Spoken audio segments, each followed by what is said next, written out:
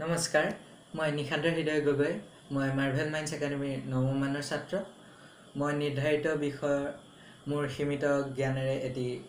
বক্তৃতা আগবঢ়াবলৈ লৈছোঁ বক্তৃতাৰ শিৰোনাম অসমৰ পটভূমিত অনলাইন শিক্ষা কিমান ফলপ্ৰসূ কোভিড-19 এই বীজাণুটো ইমানেই ক্ষুদ্ৰ যে ইয়াক খালী চকুৰেতো বাদেই সাধাৰণ অনুবীক্ষণ যন্ত্ৰৰেও ধৰা পেলাবলৈ অক্ষম 2019 চনৰ শেষৰ মাহকেইটাৰ পৰা পৃথিৱীৰ মানুহৰ জীৱন পদ্ধতি আৰু চিন্তা চেতনাক সম্পূৰ্ণ সলনি কৰি অতিমাৰীৰ কবলত দমিত কৰি ৰাখিছে এই বীজাণুটোৱে লকডাউনৰ কবলত পৃষ্ঠ মানৱ সমাজ বাধ্য হৈছে ডিজিটেল পৃথিৱীৰ বাসিন্দা হ'বলৈ ডিজিটেল বিশ্বৰ ধাৰণাৰে প্ৰথিত বৰ্তমানৰ সমাজত শব্দ আৰু চিন্তন উভয়ে ডিজিটেলাইজড গতিকে আমি বাধ্য হৈছোঁ ডিজিটেল শব্দৰে আদান প্ৰদান কৰিবলৈ লকডাউন কিছু পৰিমাণে শিথিল কৰিলেও আমি বাধ্য হৈছোঁ সোশ্যাল ডিষ্টেন্সিং মানি চলিবলৈ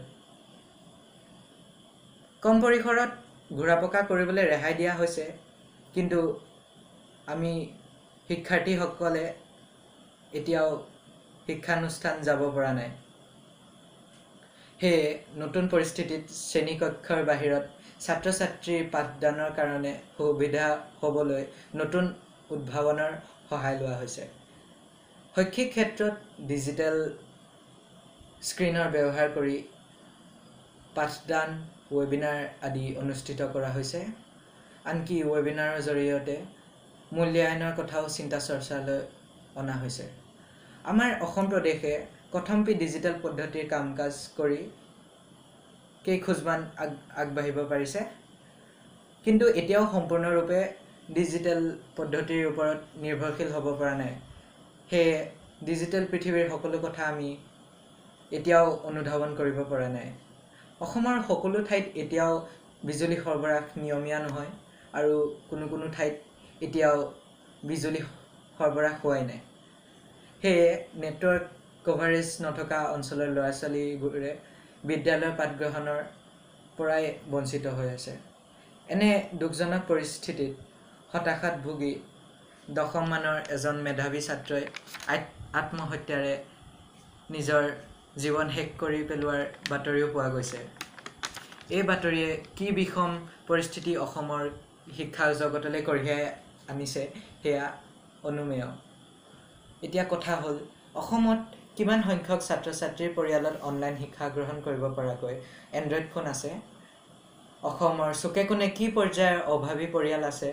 মা-দেউতা শিক্ষক হোৱাৰ সূত্ৰে মই কম বয়সতে জানিব পাৰিছোঁ গতিকে অনলাইন শিক্ষাৰ ধাৰণাটোৰ লগত সেই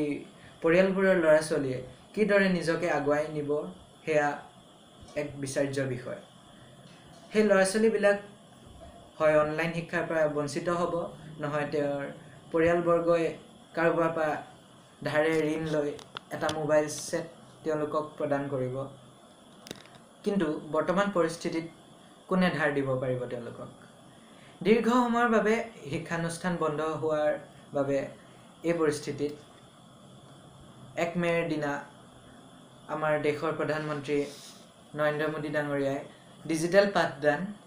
শিক্ষা পৰ্টেল আৰু শ্ৰেণী অনুযায়ী চেনেলৰ যোগেৰে শিক্ষাদানৰ পোষকতা কৰিছে শিক্ষা ব্যৱস্থাৰ সৈতে ICT অৰ্থাৎ ইনফৰমেশ্যন এণ্ড কমিউনিকেশ্যন টেকন'লজি নতুন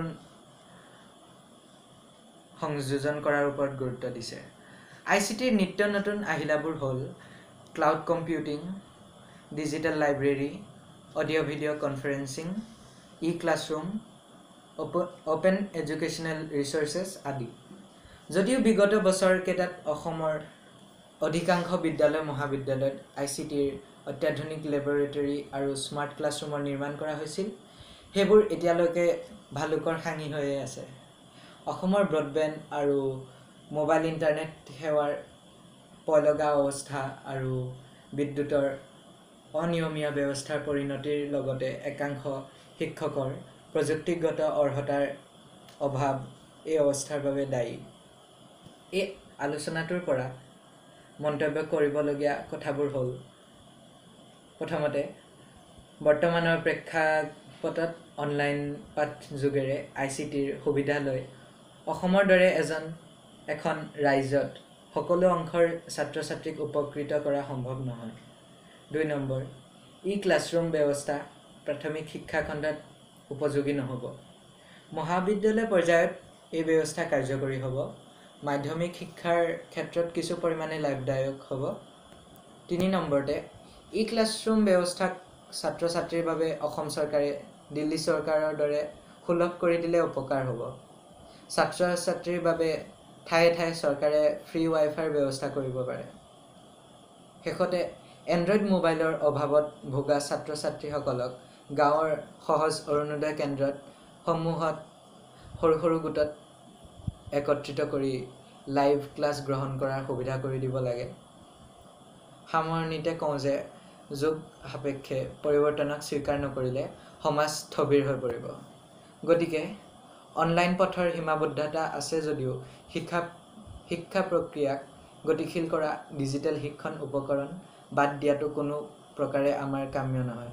ধন্যবাদ।